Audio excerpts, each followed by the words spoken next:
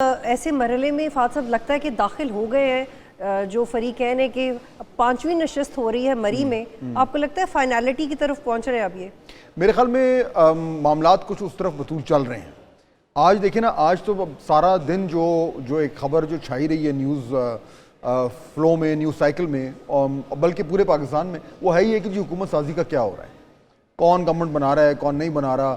یعنی یہ کئی دنوں سے یہ معاملات چل رہے ہیں آہستہ آہستہ آہستہ. اب میرے خیال میں وہ اب اس سٹیج پہ آ گئے ہیں کہ مجھے لگتا ہے یوں ہے، اور میری کچھ خبر بھی ایسی ہے کہ اب کچھ نہ کچھ ہونے جا رہا ہے. تو آج کے پروگرام میں، کیونکہ میٹنگ ابھی جاری ہے، ہو سکتا ہے ہماری پروگرام کے درمیان ہی کوئی بریکنگ نیوز آ جائے، تو ہم اس پہ بھی ذرا بات کرتے ہیں ڈیٹیل سے. اور دوسری جو آج کی بڑی خبر ہے وہ ہے جو پاکستان تحریک انصاف نے سنی اتحاد کونسل کے ساتھ اپنا ایک ان کو جوائن کر لیا ہے. تو وہ بھی ایک انٹرسٹنگ ڈیولپمنٹ ہے، تو اس پہ بھی آج بات کرتے ہیں. پہلے شاید حکومت سازی پہ مجھے لگتا ہے پہلے جو مری میں چل رہا ہے اس کا ایسنس پہلے تھوڑا بتائیے گا کہ ہم نے ہسٹوریکلی ایسی میٹنگز دیکھی ہیں، خاص طور پہ پاکستان پیپلز پارٹی اور پی ایم ایل این. سب سے پہلے تو آپ یہ بتا دیں کہ آپ اس سے ایکسپیکٹ کیا کر رہے ہیں؟ نشستیں تو بہت ساری ہو گئی ہیں، لیکن کیا آپ کوئی سرپرائز ایکسپیکٹ کر رہے ہیں؟ بطول دیکھیے، اصل میں معاملہ کچھ یوں ہے کہ ایک تو دیکھیں میاں نواز شریف تو چلے گئے مری، اور وہاں پہ وہ ان کی نا بڑی پسندیدہ جگہ ہے، وہ بڑا ٹائم سپینڈ کرتے ہیں ہمیشہ سے. اور مری میں بڑی بڑی تاریخی جو ہیں وہ میٹنگز بھی ہوئی ہیں ان کی، جو بعد میں جنہوں نے ایک بڑا اہم رول پلے کیا پاکستان کی سیاست میں. تو مری میٹنگز کے حوالے سے کسی دن بعد میں بات کریں گے. لیکن آج جو میٹنگ چل رہی ہے اسلام آباد میں، جس میں پیپلز پارٹی اور نون لیگ کا معاملہ ہے، اچھا اب اس میں یہاں تک تو کلیئر ہو گیا ہے کہ کولیشن تو بننے جا رہی ہے، اس میں کوئی دو رائے نہیں ہے. اور اب سوال یہی رہ گیا تھا جو پچھلے کئی دنوں سے وہ ایک جو ہڈی پھنس جاتی ہے گلے میں کہ بھئی وہ وزارتیں لینی ہیں، یہ وزارتیں نہیں لینی. تو اب اس وقت تک تو جو صورتحال ہے اس سے یہ پتہ چل رہا ہے کہ مور اور لیس اگریمنٹ ہو گیا ہے. تمام تر وہ جو چیزیں جو مانگ رہے تھے، آئینی عہدے، وہ پیپلز پارٹی کو ملنے جا رہے ہیں.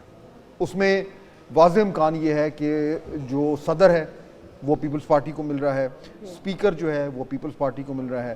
کم از کم 2 گورنرز انہوں نے یہ مانگے ہیں کہ جی جہاں پہ ہماری حکومت ہے، یعنی کہ سندھ میں اور بلوچستان میں بھی پیپلز پارٹی کی حکومت بننے جا رہی ہے، تو وہاں پہ بھی انہوں نے گورنرز مانگے ہیں. اور اس کے علاوہ بہت کچھ اور مانگا ہے، سینٹ کمیٹی کے چیئرمین وغیرہ وغیرہ. تو یعنی بطول پیپلز پارٹی نے جو ڈیل سٹرائک کر رہے ہیں نا، وہ یعنی کہ کچھ رہ نہ جائے، سب کچھ کھینچ لو. لیکن مجھے لگتا ہے کہ اس سے پہلے اگر اس پہ کلیئرٹی آ جائے کہ کیا آج کی نشست فائنل نشست ثابت ہو سکتی ہے. That is important. دیکھیے انفارمیشن یہ ہے کہ ان تمام چیزوں پہ جو which was the easy part, kind of easy, not exactly easy, کیونکہ اتنی زیادہ قیمت کوئی بھی جماعت کسی کو دے تو اس کو در تو ہوتا ہوگا، تو نون لیگ کو در تو بڑا ہو رہا ہے، لیکن ان کے پاس کوئی چوائس بھی نہیں ہے. تو وہ تمام تر عہدے تو ان کو مور اور لیس مان لی. اچھا اب ان کے عوض جو ہے وہ نون لیگ کہہ رہی ہے کہ جی ٹھیک ہے آپ یہ لے لیں، لیکن آپ آئیں اور وزارتیں لیں اور اس گورنمنٹ میں برابر کا حصہ دار بنیں. اب اس میں اس وقت تک جو خبر آ رہی ہے وہ یہ ہے کہ اصولی طور پر پیپلز پارٹی اس پہ مان جائے گی. اصولی طور پر معاملہ اصل ہوگا ٹائمنگ کا، کہ وہ ابھی آتے ہیں یا وہ 1 مہینے کے بعد آتے ہیں یا وہ بجٹ کے بعد آتے ہیں کولیشن میں، یا وہ آئی ایم ایف کے معاہدے کے بعد آتے ہیں. اب یہاں پہ وہ سیاسی رسا کشی ہو رہی ہے. تو پھر یہاں پہ کنفیوژن یہ ہے کہ بینیفیشری کون ہے اس صورتحال کا. دیکھیں نا، آج میرے خیال میں بہت روشن امکان ہے کہ آج کلیئر ہو جائے گا کہ جو فائنل ان کا اگریمنٹ ہو رہا ہے وہ کیا ہے. اور اگر آج بھی نہ ہوا دیٹ مینس کہ پھر تھوڑا سا پرابلم ہو رہا ہے، کیونکہ آج اگر ہو جاتا ہے اور باقاعدہ اناؤنسمنٹ ہو جاتی ہے تو اس کے بعد، اور شاید اگر اناؤنسمنٹ نہ بھی ہو لیکن یہ ہو جائے کہ جی ہمارا اصولی معاہدہ ہو گیا ہے، پھر عین ممکن ہے کہ میاں نواز شریف اور آصف علی زرداری صاحب آپس میں ملیں اور پھر اس کو فارملائز کریں گے. لیکن اگر یہ معاہدہ ہو جاتا ہے تو میرے خیال میں بینیفیشری جو ہے وہ ایک طریقے سے دونوں ہی ہوں گے. زیادہ نون لیگ ہوگی اس حوالے سے کہ ان کو جو مشکل کام کرنے جا رہے ہیں اس میں پیپلز پارٹی برابر کی شریک ہو جائے گی. لیکن پیپلز پارٹی بینیفیشری کیسی ہوگی؟ کیونکہ اس کو جو اب اقتدار میں جو اس کو عہدے مل رہے ہیں، جو اس کو شراکت مل رہی ہے، جو اس کی جو ہماری کانسٹیٹیوشنل فریم ورک ہے اس میں جو اس کا جو وزن بڑھنے جا رہا ہے، وہ پیپلز پارٹی میرے خیال میں کبھی سوچ بھی نہیں سکتی. لیکن فہد صاحب آپ یہ کہہ رہے ہیں کہ دونوں جماعتیں بینیفیشری ہو سکتی ہیں، لیکن تاریخی طور پہ دیکھیں تو ان کا رومانس زیادہ چلا نہیں ہے. 2006 سے بات کریں، 2008 میں، ریسنٹ پاسٹ میں جب پی ڈی ایم بنا کے پاکستان پیپلز پارٹی، تو اب جو وقت شارٹ ٹرم مفاد تو نظر آ رہا ہے، لانگ ٹرم کس کا مفاد نظر؟ اصل میں کہانی یہ ہے، اور آپ نے بالکل جو ہے نا وہ جو ایکچوئل نبض ہے نا اس پہ ہاتھ رکھ دیا ہے.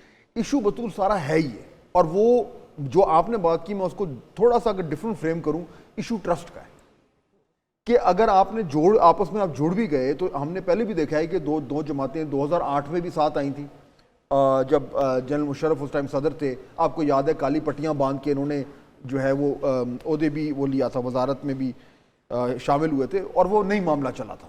تو ٹرسٹ یا لیک آف ٹرسٹ، عدم اعتماد کی جو ایک تاریخ ہے دونوں جماعتوں میں، وہ کسی سے ڈھکی چھپی نہیں ہے، وہ تو ہے. اب پرابلم اس پر یہ ہے کہ ایکچولی نون لیگ بھی یہ سوچ رہی ہے. اگین میں کیوں کہہ رہا تھا کہ آپ نے بالکل نبض پہ ہاتھ رکھ دیا ہے.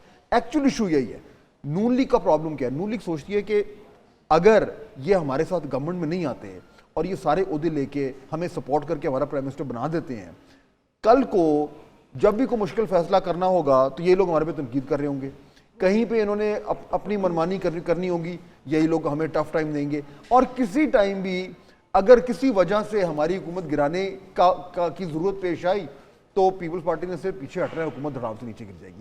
تو یہ جو خوف ہے کہ سارے مشکل کام ہم کر لیں، اور یہ خوف کہاں سے ہے؟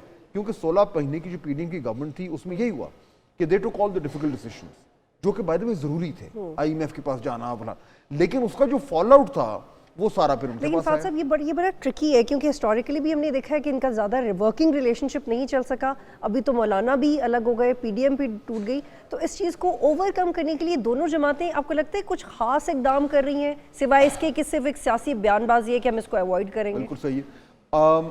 اس میں ایکچولی نون لیگ کی طرف سے یہ ایک طریقے سے ایک مطالبہ آیا ہے کہ جی ہم جو بھی اگری کر رہے ہیں نا اس کو کسی طریقے سے فارملائز کریں.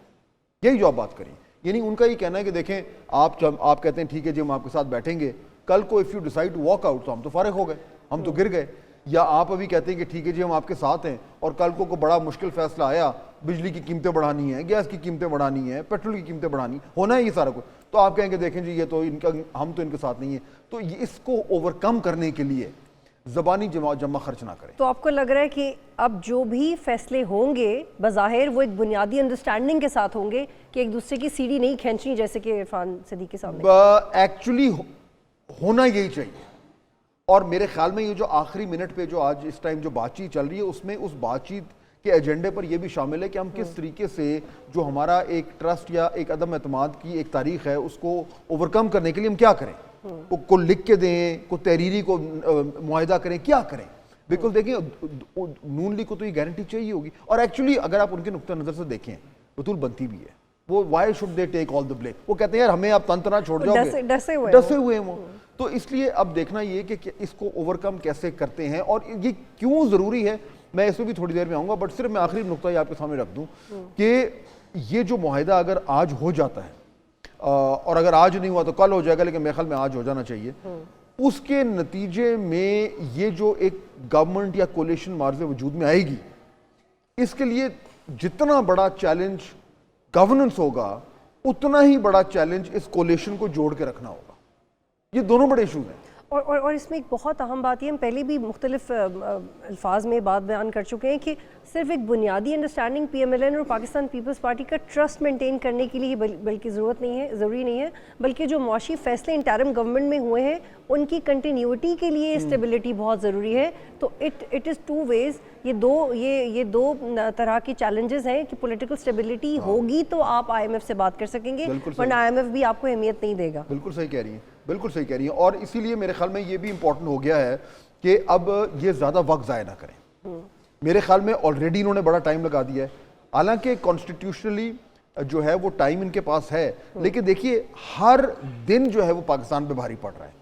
اب دیکھیں نا جو اب جس طرح آپ نے ذکر کیا اتنے سارے چیلنجز ہیں، اور ان سب تمام چیلنجز کے لیے starting with the I M F programme آپ کو ایک گورنمنٹ ان پلیس چاہیے.